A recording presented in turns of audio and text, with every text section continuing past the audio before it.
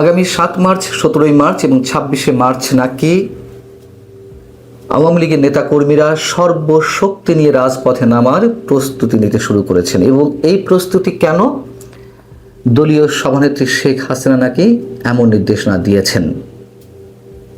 তিনি বলছেন যে ওই দিনগুলো যাবতীয় বাধা বিপত্তি উপেক্ষা করে গলি থেকে রাজপথ সর্বত্র নেতাকর্মীদের নামতে হবে।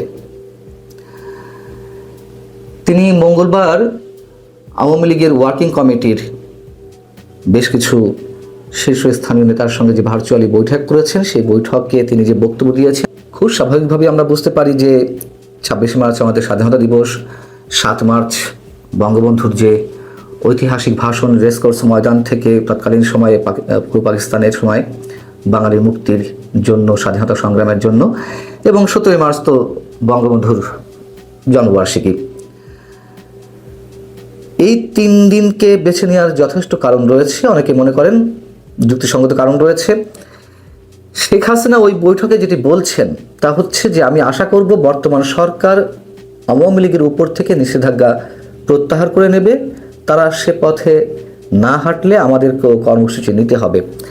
আমাদের ধারণা ছিল যে এরই মধ্যে সম্ভবত কোনো এক ধরনের গ্রিন সিগন্যাল পেয়েছে, বা ভারতের কোনো গণমাধ্যম দাবি করছে যে গ্রিন সিগন্যাল পেয়েছে। এর বাইরে শেখ হাসিনা থেকে শুরু করে সজীব ওয়াজেদ জয়, তারা দুজনেই একাধিকবার আমাদের প্রধানমন্ত্রী তারেক রহমানের প্রতি আহ্বান জানিয়েছেন আওয়ামী লীগের রাজনৈতিক কর্মকাণ্ডের উপরে যে নিষেধাজ্ঞা রয়েছে সেগুলো প্রত্যাহারের জন্য। তার মানে কি এখনও কোনো ধরনের সমঝোতা হয়নি? সমঝোতা তো হওয়ার কথা, আমরা যেগুলো শুনে আসছিলাম। নাকি এগুলো এক ধরনের রাজনৈতিক কৌশল, যে সরাসরিভাবে না বলে, এবং যেহেতু বিএনপিও এক ধরনের চাপের মুখে রয়েছে, থাকারই কথা, আওয়ামী লীগকে ফ্যাসিস্ট বলে অভিহিত করা হচ্ছে, সেই দলের রাজনৈতিক কার্যক্রম নিষিদ্ধ রয়েছে নির্বাহী আদেশে, তো ক্ষমতায় এসেই সরাসরি এক কলমের খোঁচায় এসেই নিষেধাজ্ঞা তুলে নেওয়া হবে, বা তুলে নিলে সেটির রিপার্কেশন কী ধরনের হয় অন্যান্য রাজনৈতিক দলের মধ্যে, সেগুলো নিশ্চয়ই ভাববার কথা বিএনপির। আমরা আসলে কোনোটাই নিশ্চিত নই। তবে দুই দলের শীর্ষ নেতাদের যে ধরনের বক্তব্য, যে ধরনের কথাবার্তা গত মাস 2 ধরে আমরা শুনছি, তাতে দুই দলের প্রতি নমনীয় আচরণ করছে, এক ধরনের শ্রদ্ধাবোধের জায়গা থেকে তারা বক্তব্যগুলো দিচ্ছে।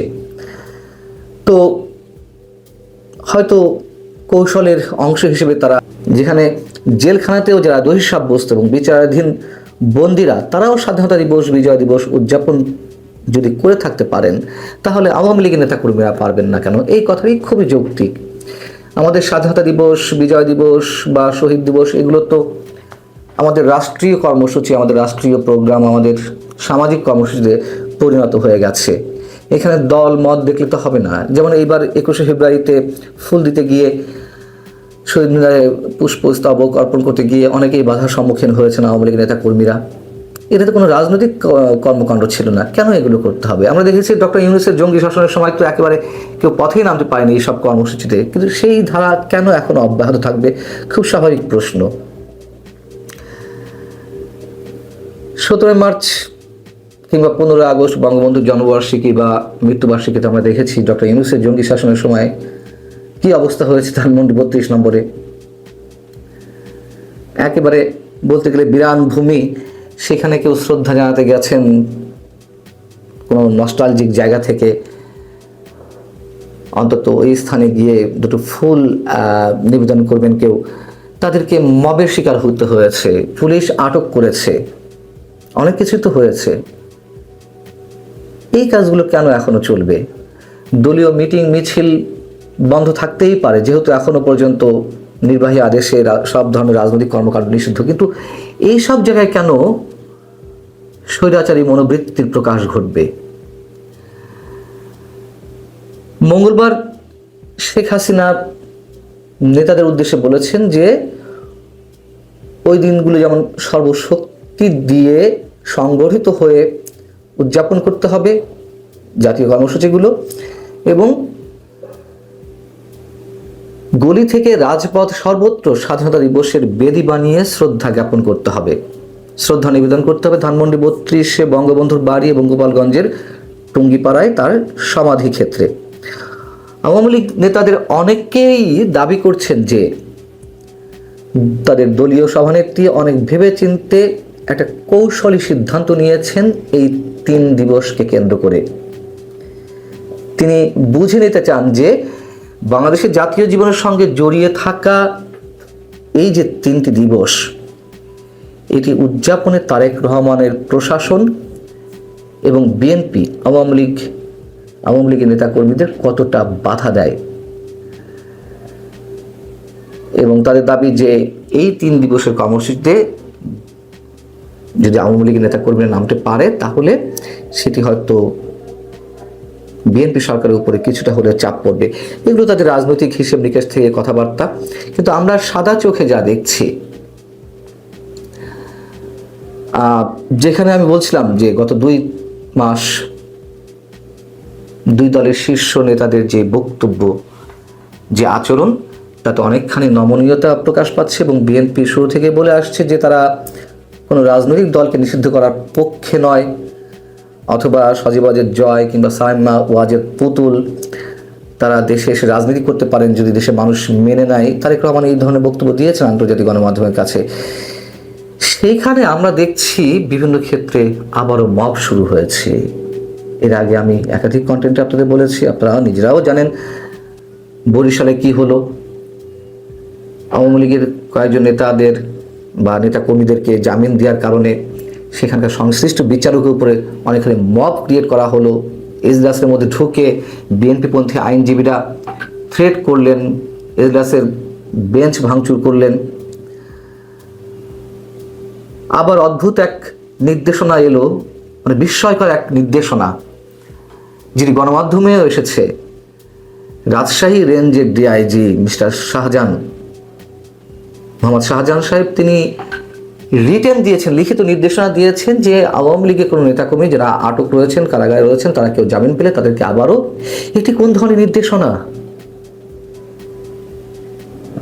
আমি আবারও বলছি যে হ্যাঁ, আওয়ামী লীগের সময় আমরা দেখেছি যে বিএনপি বা অন্য কোনো বিরোধী দলের নেতাকর্মীরা জামিন পাওয়ার সঙ্গে সঙ্গে সাদা পোশাকে পুলিশ তাদেরকে আটক করেছে, আবার কারাগারে পাঠিয়েছে সোনি অ্যারেস্ট দেখিয়ে। সেগুলো তো গোপনে গোপনে চলেছে, সেগুলো নিয়ে কম সমালোচনা হয়নি। কিন্তু এখন একেবারে ওপেন নির্দেশনা দিয়ে এই ধরনের কার্যক্রম চালাতে হবে, কোনো ধরনের রাগ ঢাক থাকছে না। এই যদি অবস্থা হয় তাহলে আমরা যা সাদা চোখে দেখছি, যা বুঝতে পারছি, সবই কি ভুল? নাকি আমরা এই প্রশ্ন তুলব যারা এই কাজগুলো করছেন, যেমন বরিশালে বিএনপিপন্থী আইনজীবীরা যে কাজটি করলেন, অথবা এই যে রাজশাহী রেঞ্জের ডিআইজি মোহাম্মদ শাহজাহান তিনি যে নির্দেশনা দিলেন, এইগুলো কোনো গুপ্ত সংগঠনের হয়ে কেউ ইচ্ছাকৃতভাবে এই কাজগুলো করছে কিনা বিএনপিকে বিপদে ফেলার জন্য?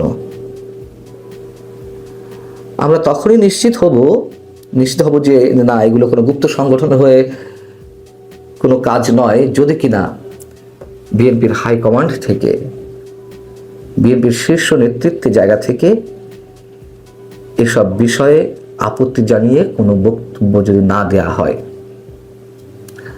আওয়ামী লীগ রাজনীতিতে ফিরবে, এটাই বাস্তবতা। আওয়ামী লীগ বিএনপির মতন যে রাজনৈতিক শক্তি একেবারে রাষ্ট্রের সমাজের তৃণমূলে গ্রথিত, এগুলো কি এত সহজে নির্মূল করা যায় না, সম্ভব না। কোনো আদর্শকে এইভাবে নির্মূল করা যায় না। এগুলো খুব পুরনো কথা, আবারও বলতে হচ্ছে।